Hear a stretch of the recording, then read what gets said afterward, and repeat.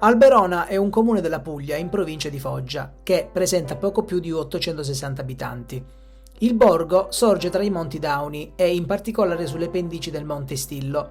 Il territorio comunale di Alberona si presenta in gran parte ricoperto di boschi e vede la presenza di numerosi ruscelli e due importanti torrenti, il Vulgano a sud e la Salsola a nord. Le origini della storia di Alberona risalgono al 1200, quando Federico II conquistò la Puglia alleandosi con il popolo dei Saraceni.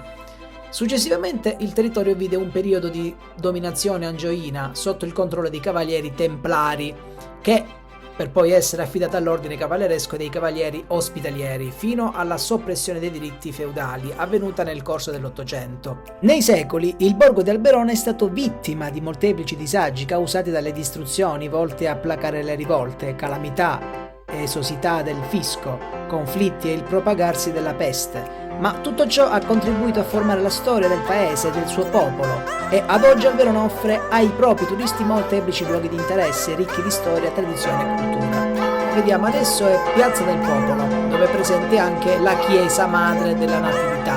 Sì, chiesa madre Natività del borgo di Alberona è stata fatta edificare dal priore della città nel periodo tra il 1719 e il 1723, proprio sui resti dell'antica chiesa templare del luogo.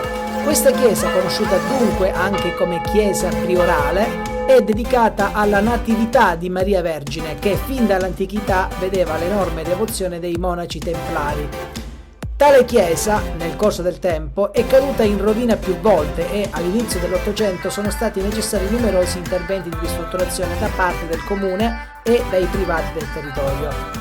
Tutt'oggi è possibile ammirarla insieme al campanile perfettamente conservato che al piano terra e al piano primo ingloba i resti di una delle due torri del palazzo priorale. Proseguendo nella visita di Alberona si arriva al Palazzo del Gran Priore. Infatti questa è la torre del Gran Priore, edificato nel XII secolo. La torre del Gran Priore completa il nucleo architettonico dapprima di proprietà dei Cavalieri Templari e divenuto nel XIV secolo residenza del Gran Priore dell'Ordine dei Cavalieri di Malta di Barletta, fino agli inizi dell'Ottocento. Il palazzo comprendeva anticamente un corpo centrale e due torri. Di queste ultime, perciò, una è oggi ancora visibile, mentre l'altra è inglobata al piano terra e al primo piano del campanile della chiesa madre.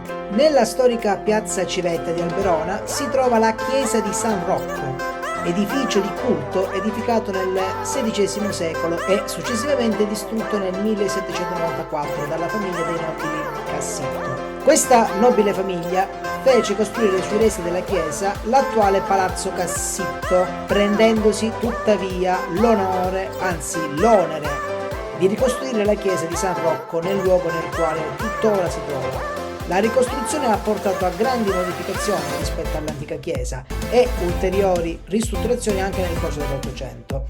Oggi è possibile ammirare una chiesa di San Rocco, caratterizzata da uno stile lontano da quello bizantino antico e con un notevole campanile a tempietto costruito solo successivamente nel 1934. Inoltre, all'interno della chiesa sono ancora ben conservati un organo ligneo del XVIII secolo e la statua di San Martino, entrambi originari dell'antica chiesa. La fontana muta riporta questo nome perché secondo la tradizione il suono delle sue acque si può udire solo avvicinandosi ad essa.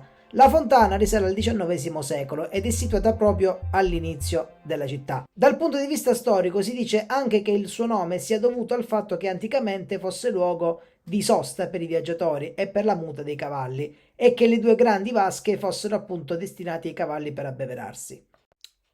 Questo è il monumento dei caduti.